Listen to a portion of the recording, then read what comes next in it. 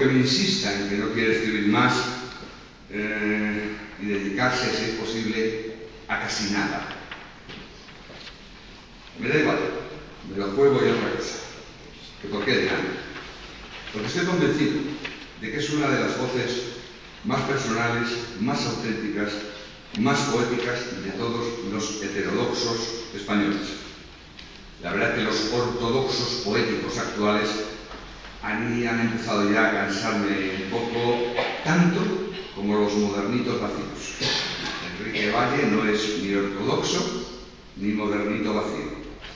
Él es pura conciencia, y no una conciencia al uso, domesticada y moralizada, no. Es una conciencia al desgaire, con una dosis de acidez impredecible, que vuelca sabiamente en un lenguaje muy personal, barriobajero, provocador, rico en expresiones, sugerencias y relaciones, y endiabladamente eficaz.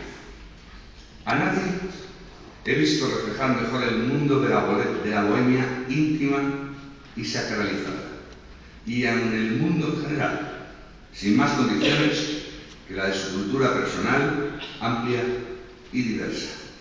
Un vocabulario largo, desenfadado y certero como pocos.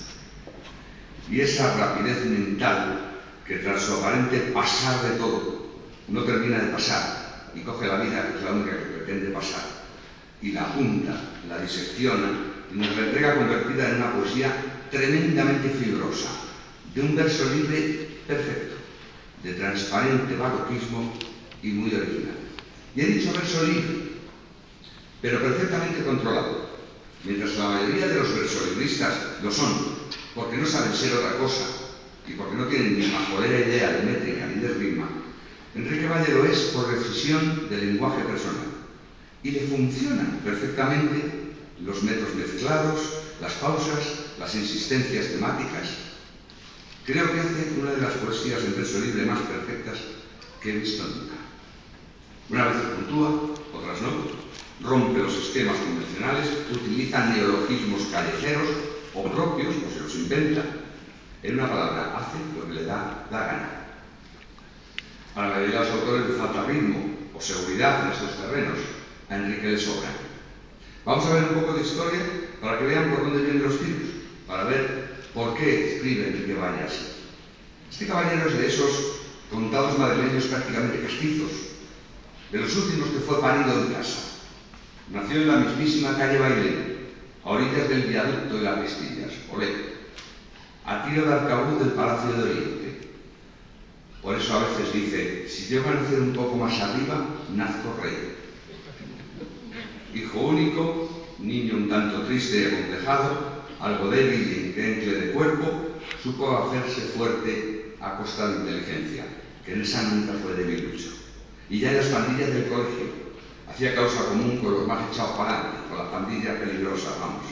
En las bandas aquellas había un jefe, y Enrique era el cerdo. O sea, el jefe resultaba Al Capone, y Valle Inclán era Frank Nitti. Palabras de él. Todo eso alternando con las batallas caseras de los indios y los americanos de goma, ¿se acuerdan?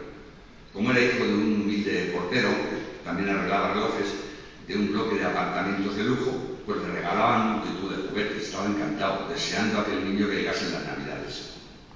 Aunque en estos juegos de soldados de goma, como le llamamos todos a los muñecos de los chicos de entonces, ella mostraba maneras. Porque tenía un circo esos con pequeñas fieras y payasos de goma y saltimbanquis, y tenía una trapecista a la que le rascó el bañador y la repintó de color carne para tener la primera chavala en pelotas de su vida. Ventaja que tenían los niños que le daban la pintura, oye. Como poco después, en el colegio, dibujaba chicas desnudas y las vendía por unas perras a los compañeros. Dibujos elementales, porque ni idea tenía aquel crío de lo que era pornografía ni nada por el estilo. Pero sí sabía que los compañeros pagaban por tener sus obras caseras en sus manos. Ya se sabe. Luego los que pagan por eso ponen cara en haber roto un plato, se escandalizan mucho y acusan hipócritamente al artista. Pero en el fondo son los que le pagan. Pero no se crean que eso era todo. También dibujaba imitando, por ejemplo, dibujos de Ibáñez en los tebeos, ¿se acuerdan? De Mortadelo de Filemón. Era capaz de distinguir incluso cuando los originales estaban dibujados por el mismo Ibáñez o por un negro, que lo sabía. A los 14 años escribió a la editorial Bruguera protestando por las falsificaciones que él sí que distinguía y proponiendo que Ibáñez hiciera tebeos de los grandes, de aquellos que ya aparecían en Tintín o en Astérix. No le contestaron, pero curiosamente al año siguiente estaban saliendo los primeros tipos de tebeos grandes monográficos de Ibáñez. Pasó por buenos colegios de la época, el vanguardista y literario Ateneo Politécnico, en el barrio de La Rosque, y luego nada menos el famoso colegio Claret, de Corazón de María, aunque como él dice, los curas ya no pudieron hacer nada conmigo. Tuvo su etapa religiosa, con toques místicos, y luego pasó a ateo militante, y enseguida se atentó. Igual que en algún tiempo le dio por el esoterismo y los temas ocultos, para quedarse después en un agnosticismo, digamos, razonable y sereno. También pasó por su etapa de civil doméstico, con esa doble vida de tantos por entonces. Él era Enriquito razonable en casa y el Torinales en la calle. No sé si recuerdan el Torinal, pero eran unas pastillas de metacoadona que se tomaban para dormir y que colocaban muchísimo, allá por los 70, el Torinales. Claro que si no había para pastillas y para otras sustancias, se fabricaban. Valle llegó a ser, donde le tienen, un experto en destilar el opio de un jarabe para la tos. Ponía a hervir el jarabe, se evacuaba la ipecacuana y quedaba el opio. Esto lo hacía nuestro poeta cuando su madre se iba a la compra. Y claro, cuando la madre volvía, ¿pero qué huele aquí? Había que echarle la culpa a la vecina, que hay que ver las cosas que estará cocinando la vecina. Era la época también de la Beatlemanía. Él llegó a ser un experto, y lo es, en la música de los Beatles. Cuando llegó a la universidad, era ya un iconoclasta convencido, según él mismo afirma, de que la vida es un cáncer y el ser humano la metástasis, diseñado contradictoriamente, afirma alguna vez, para luchar contra la muerte. Así que abandonó, tras 2 años de estudios de filosofía, abandonó la universidad y se dedicó a vivir su vida. Ya venía, por ejemplo, aficionado al cine. Yo siempre lo considero un experto y creo que lo es. Y durante bastante tiempo incluso trabajó en el Cinestudio Griffith, que muchos recordarán. Terminaron largándole por reventa de entradas. Pero eso lo hacían todos los taquilleros de la época, ¿eh? Yo recuerdo que lo habían hecho alguna vez.